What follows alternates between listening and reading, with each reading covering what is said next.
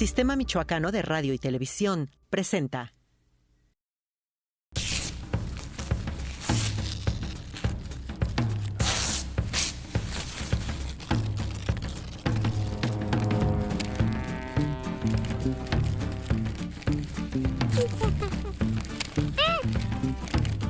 Hola, ¿qué tal? Muy buenas tardes, muy buenas noches, muy buenos días a todas, todos y todes. Este es su programa El Planeta de los Changos, análisis político e internacional sin mamonerías académicas ni esnovismos aldeanos.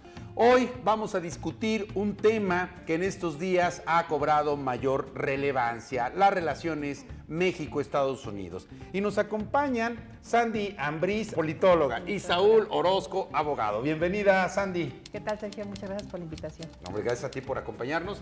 Saúl. Igualmente, doctor, muchas gracias por invitarnos a este espacio. Las relaciones México-Estados Unidos son complejas desde que ambas naciones se instituyeron como repúblicas.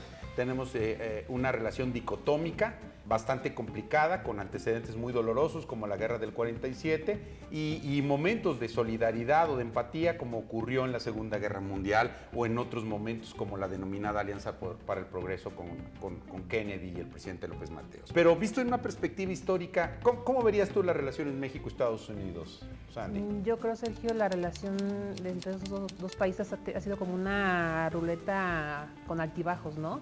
Ciertamente cada sexenio ha tenido sus aciertos, sus desaciertos, sus oportunidades de crecimiento, pero los temas que siempre han estado, tema de comerciales, tema de inseguridad, tema de inmigración, siempre han estado en todos los sexenios. Entonces, no son temas nuevos de ahora, han estado siempre presentes, ciertamente han ido evolucionando, han ido escalando, pero yo creo que son temas que se han ido avanzando, pero tenemos todavía áreas de oportunidad.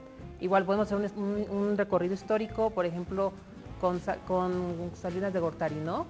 El Tratado de Libre Comercio 92, donde se firma, en el 94 con Ernesto Zedillo se implementa. Y algo interesante que con Fox me llama mucho la atención, ¿no? Esta relación entre esos dos países se esperaba que fuera amigable, se esperaba que fuera una relación entre amigos.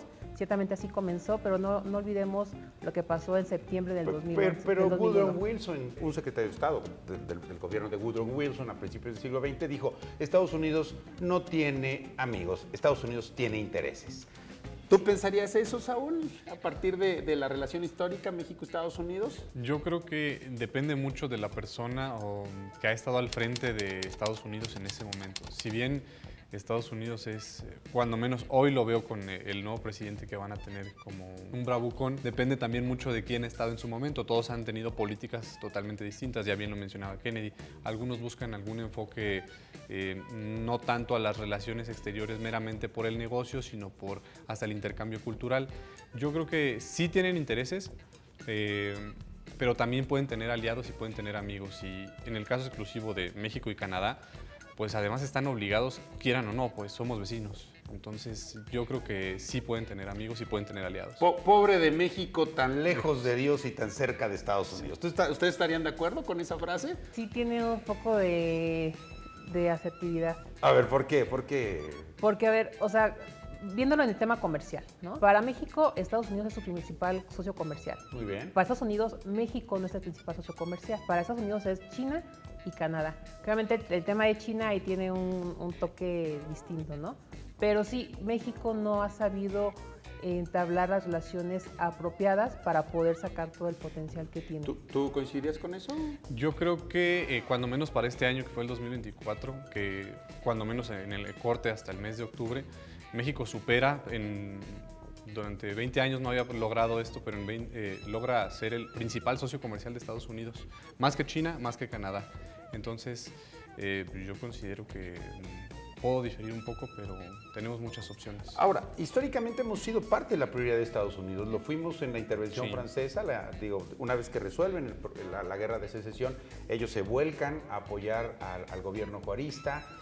Digamos, en el gobierno de Cárdenas, Roosevelt juega un papel muy importante. Es decir, sí somos una prioridad para Estados Unidos, ¿no? Estamos en el foco de interés y quizá no tenemos la dimensión económica que podría tener China o otras regiones del mundo, pero me parece que sí pesamos en la política norteamericana en algunos momentos, ¿no? Para bien o para mal, ¿no?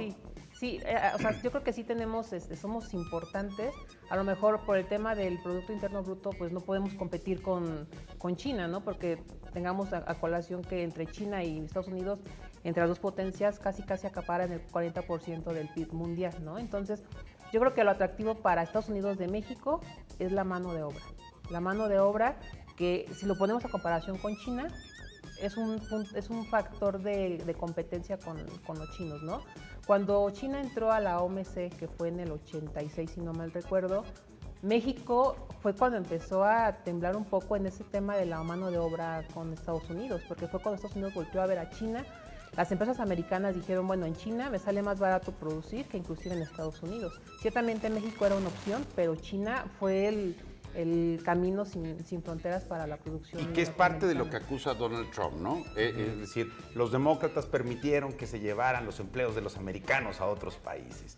Pero en esta perspectiva puramente económica, me parece que México, pues digamos, no tiene una opción o podrá separarse un poco de su principal socio comercial, Saúl. Yo creo que no puede. Lo acabo de decir, somos vecinos, o sea, podemos intentar negociar con otros países, pero en el aspecto económico, pues somos también una puerta de entrada al comercio hacia Estados Unidos. Entonces, no somos una potencia como ellos, pero también dependen de los productos que ofertamos, de la mano de obra.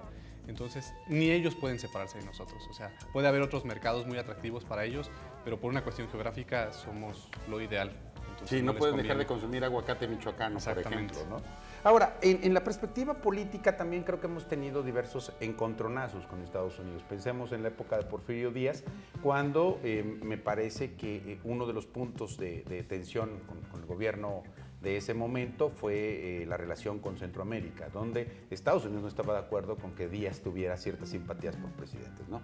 Después el papel con Madero, y me parece que durante todo el periodo posrevolucionario las relaciones México-Estados Unidos jugaron un papel de tensión. Y a lo largo, me parece que del siglo XX, durante los gobiernos principalmente del PRI, prácticamente la relación de Estados Unidos, como tú decías, era una especie como de ruleta o de montaña rusa, ¿no? A veces pasamos por momentos de mucha empatía, de mucha fraternidad, ¿sí? ¿No? Pues hasta hubo una caricatura donde salían el Pato Donald, creo que era Pepe Carioca, y salía José un gallito, ¿no? Es decir, simbolizando la unidad frente a la Segunda Guerra, en el contexto de la Segunda Guerra Mundial. Pero ¿viviremos ahora estos momentos de empatía política o por el contrario, vivimos momentos de tensión? ¿Tú qué opinas? Yo creo que los momentos de tensión van a estar, y tan están que ahorita Donald Trump no ha tomado todavía la presidencia por segunda vez y ya está marcando la agenda en México. Sí es presidente electo, ya lanzó ciertas amenazas y ha hecho que el gabinete mexicano comience a tomar acciones, desde ya formar grupos de personas que van a ir a negociar ahora en el 2026 el tema del TEMEC, ¿no? Entonces, sí va a haber temas de tensión porque, lo repito, no ha entrado todavía al poder y ya nos está marcando la agenda. Ya está marcando. ¿Tú qué opinas? Sí hay tensión. Sin embargo, también coincido en que cuando menos la postura que ha marcado el gobierno de México me parece muy adecuada, porque ante los insultos y los reclamos, lo que responde México es con datos y estadística. Entonces eso obliga a que Estados Unidos pues tenga que bajarle a los reclamos y entonces también contestarte con estadística. Si bien quien va a estar al frente en los próximos meses será Donald Trump, y es sumamente su costumbre el ser tan protagonista de ese tipo de comunicación política que él tiene, pero me parece que el gobierno mexicano va a saber cómo resolver esa tensión.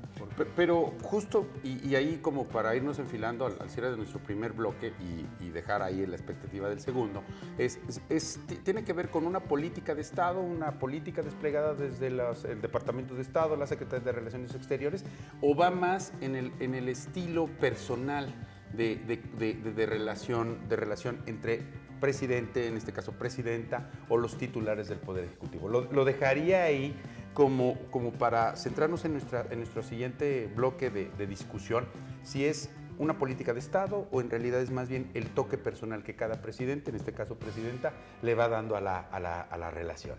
Quédense en el planeta de los changos. Nos vemos regresando de este corte.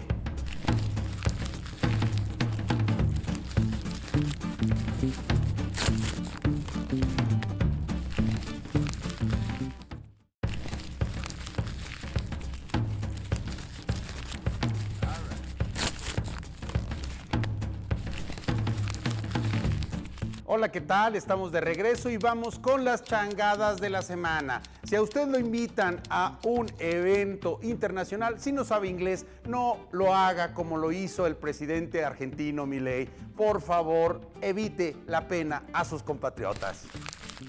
El presidente argentino Javier Milei participó por primera vez en el Foro Económico Internacional de Davos, donde dio un discurso en español defendiendo el capitalismo y criticando el socialismo como un modelo empobrecedor y fallido. Advirtió sobre los riesgos para Occidente. En redes sociales se viralizó una versión del discurso en inglés con su propia voz generada mediante inteligencia artificial, lo que llamó la atención por su calidad. Estamos de regreso aquí en el planeta de los changos y nuestro tema es las relaciones México-Estados Unidos y planteaba esta inquietud si tiene que ver con un estilo de gestión de cada presidente, en este caso presidenta. Pensemos en la entrevista Díaz-Taft, donde se reúnen los presidentes de México y de Estados Unidos, hasta estas, intentos de política más chabacana con Vicente Fox, hasta aquellas donde pues hubo una abierta simpatía por el presidente, por los presidentes norteamericanos, como fue con Salinas de Gortari, tanto con el presidente Bush, con el presidente Clinton, ¿no? O pensemos en, este encuentro que me parece histórico, donde el presidente López Obrador fija una posición muy firme en su visita a Estados Unidos. Pero ¿tú qué piensas? ¿Cuenta el estilo o por el contrario hablamos de una política que cada una de las instancias va desplegando? Claro que cuenta el estilo de cada mandatario, porque yo creo que define de alguna manera ante la retórica cuál es la postura del país, ¿no? Obviamente tiene que estar muy estructurada todo el gabinete, toda su parte estructural, pero sí, al final de cuentas, un mandatario es el rostro de cada uno de los países, ¿no? Aquí lo preocupante que yo alcanzo a percibir es que se siga manejando ese estilo. En el caso, por ejemplo, de este cambio de gobierno de Andrés Manuel López Obrador con Claudia Sheinbaum, ¿no? ¿Por qué lo comento? Ahora, cuando estuvo el presidente Andrés Manuel, sí mostró una postura, pero también cedió ante las presiones de Estados Unidos, ¿no? Caso concreto, Guardia Nacional. Cuando el gobierno estadounidense presionó tanto con el tema de inmigración, ¿qué hizo el gobierno mexicano? Desplegar a la Guardia Nacional por todo el territorio, sobre todo por las fronteras sur, para mitigar el tema del flujo de migrantes, ¿no? Otro caso, implementó el programa Quédate en México, ¿en qué consiste?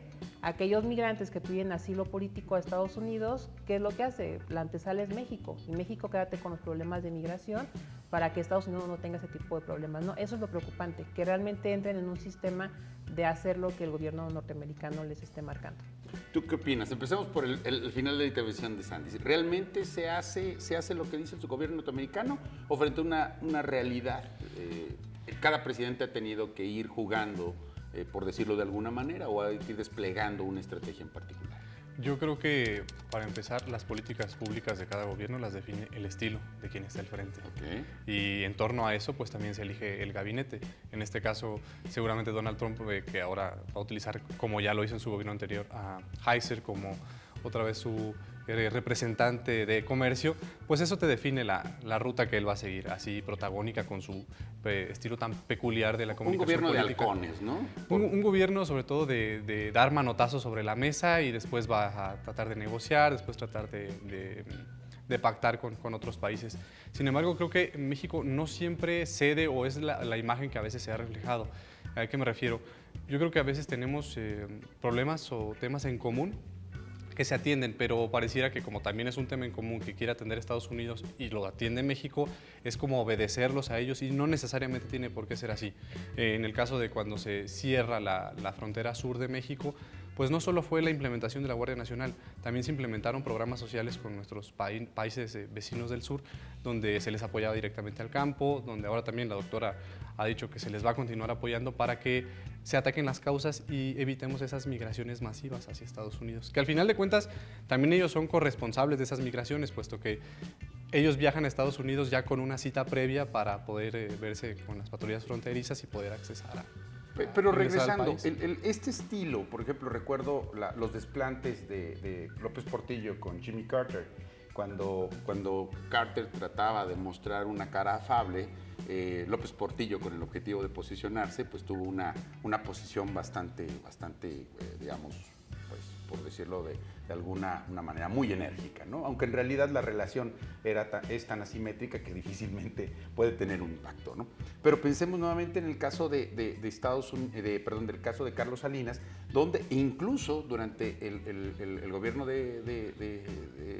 durante su gobierno pudo influir en la política norteamericana. Ahorita que decían del Tratado de Libre Comercio, pues es este artículo de la revista The Nation, donde se hace un recuento de todas las consultorías que contrató el gobierno mexicano para convencer a congresistas norteamericanos para que votaran a favor del Tratado de Libre Comercio, ¿no? La pregunta es, ¿puede México influir en la política norteamericana? ¿Podremos tener ese nivel de influencia? Que ya hay un antecedente, pues el caso de Carlos Salinas en el Tratado de Libre Comercio, y me parece que ahí está como un panorama todavía no totalmente explorado, en donde creo que el presidente López Obrador lo fijó de manera muy clara en torno a los migrantes que viven allá o los ciudadanos norteamericanos de origen mexicano que se encuentran allá y que puedan tener una influencia. ¿Podremos tener una influencia en Estados Unidos en su política interna? Creo que difícilmente, es una opinión muy personal, podemos inferir en una política interna. Ciertamente sí se puede mitigar un poco el tema de la relación, pero ya que Estados Unidos permita que México intervenga en su política de protección de un nacionalismo, yo lo veo difícil, no lo veo como alcanzable. Habría que esperar cuando Donald Trump tome el gobierno y ver cuáles son las luces para que a lo mejor ir cambiando esta respuesta. Raúl, ¿podremos influir? Es complicado, pero yo creo que puede ser un poco más a reacción ante lo que ellos propongan. Que me refiero en este caso específico con los aranceles que están proponiendo. La estrategia que México puede utilizar, o que la doctora dijo, es pues arancel por arancel, pero yo creo que con dardos de precisión. ¿A qué me refiero con la política interna en la que pueden influir? Es que seguramente se irán sobre los estados de donde provengan los congresistas y ver cuál es el principal comercio que hay con esos estados para sobre esos establecer los aranceles y de cierta forma crear un escenario de cierta presión en su propio Congreso para que, bueno, empiecen a generar esos diálogos en torno a las posturas que toma el presidente Donald Trump. Sí, ahora está el antecedente, ¿no? Donde, por ejemplo, el hoy secretario de Economía, Marcelo Ebrard, y en ese momento secretario de Relaciones Exteriores, interpuso una demanda en contra de las empresas productoras de armas. ¿Tú qué opinas? ¿Podríamos seguir desplegando esas estrategias con el objetivo también de ir generando estos contrapesos en la relación? Fíjate que yo creo que un factor importante va a ser el Congreso estadounidense, porque a diferencia de México, el Congreso estadounidense sí responde a sus electores. En México, creo que eso no es algo que se vea, ¿no? A través de la historia, no únicamente de este gobierno. Entonces, obviamente, en Estados Unidos hay empresarios, hay ciudadanos que van a hacer presión por el tema de los aranceles, ¿no? Entonces, yo creo que va a ser una ficha importante el tema del Congreso. Aunque hay que recordar que gana la mayoría de los republicanos, gana Donald Trump la presidencia a partir de una de una agenda anti-inmigrante contra México, señalando que nos estamos robando los empleos, que estamos dejando que entren los bad hombres. No sé qué tanto efectivamente esta mayoría republicana, tanto en el Senado como en el Congreso, darían ese juego. ¿Tú qué opinas? ¿Coincidirías con Sandy? Yo creo que es complicado, pero sí se puede. El tema de los congresistas, como bien lo menciona, sí responden a sus electores, sobre todo porque además financian las campañas, que es muy distinto a cómo se financian aquí los partidos políticos. Entonces, si establecemos ese tipo de medidas de presión y además ellos ven reflejadas las medidas que pone su propio presidente en forma negativa hacia ellos mismos, pues van a tener que echar paso atrás y presionar al presidente y al gabinete para que no continúen con ese tipo de políticas públicas. O salga Donald Trump a decir que los congresistas están ayudando a los bad hombres y que entonces necesitan ir y hacer presión al Congreso para que aprueben las leyes. Sí, son ahorita teorías que a lo mejor estamos poniendo sobre la mesa. Yo creo que hay que dar como oportunidad de... Pero que ya lo hizo, ¿no? O sea, la toma del Capitolio por parte de sus simpatizantes fue una realidad, ¿no? Sí, también hay que decir que también de lo que prometió en la anterior campaña, poco se hizo como con esa rigurosidad que nos prometía, ¿no? Ejemplo claro, el tema del muro. Fue un tema que, híjole, nos hizo temblar a todos de decir, ¿cómo que México va a patrocinar el muro? Él prometía una dimensión de 1,600 kilómetros del muro. En su administración construyó alrededor de 75 kilómetros. Biden, por lo contrario, continuó con la construcción, a lo mejor él no como presidente, pero sí ciertos gobernadores, de 60 kilómetros de muro, ¿no? Entonces, sí, puede aventar discursos, pero ya en la práctica hay que ir analizando qué de lo que dice sí se ejecuta de manera tan explícita como él lo dice. Yo ya haría un paréntesis, me parece sí que a veces es más retórica que acción, pero la retórica misma, una retórica antimexicana, antiinmigrante, me parece que sí genera incuba algo muy peligroso en las sociedades. Ya lo hemos vivido en otros momentos de la historia, por eso mis temores y mi visión crítica a eso. La carta de la presidenta Claudia Sheinbaum en respuesta al mensaje en su cuenta de su red social de Trump. ¿Tú cómo la viste? Yo la veo acorde a una presidenta de primer nivel porque le dices arancel por arancel. Pero no lleguemos a eso, o sea, podemos negociar. Repito lo que decía hace un momento, cuando él comienza a amenazar y el 25% de aranceles, la doctora inmediatamente despliega un equipo, le da instrucciones a Marcelo Ebrard para que comiencen a ver las finanzas, para ver cómo se puede negociar. Entonces, lo que le dice de que ojalá los equipos se puedan reunir me parece sumamente sensato, porque además, ya en la explicación que dan después de la carta es, a ver, el 80% de las pick-ups que se venden en Estados Unidos provienen de México. Entonces, es imposible que vas a meterle impuestos que al final van a pagar tus propios ciudadanos, que van a representar aproximadamente un costo de $3,000 más por unidad. Entonces, no va, yo insisto, no va a proceder como él piensa. Desde luego se va a montar en la energía que él tiene y de ese patriotismo y de volver a América Grande otra vez, pero acá le dicen eso, ante las injurias, pues te pongo argumentos y vas a tener que responder con argumentos. ¿Tú qué opinas? Híjole, ¿Qué te pareció la respuesta? La respuesta se me hizo adecuada, la forma es la que no me termina de convencer, ¿no? Yo creo que el tema de... Bueno, a ver, regresemos. Donald Trump, su manera de amenazar es a través de redes sociales, ¿no?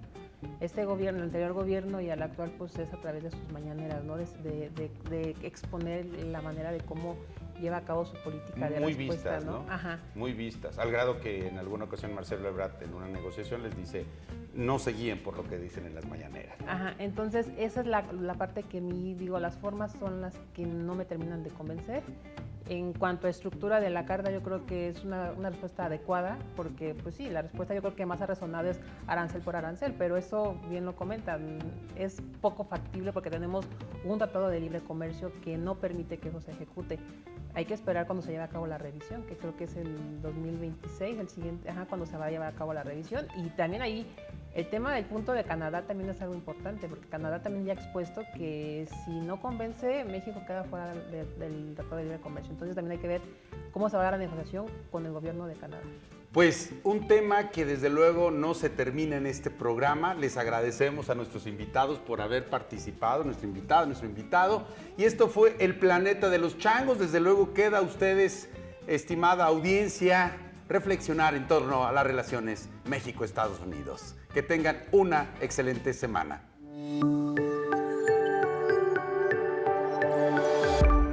Sistema Michoacano de Radio y Televisión presentó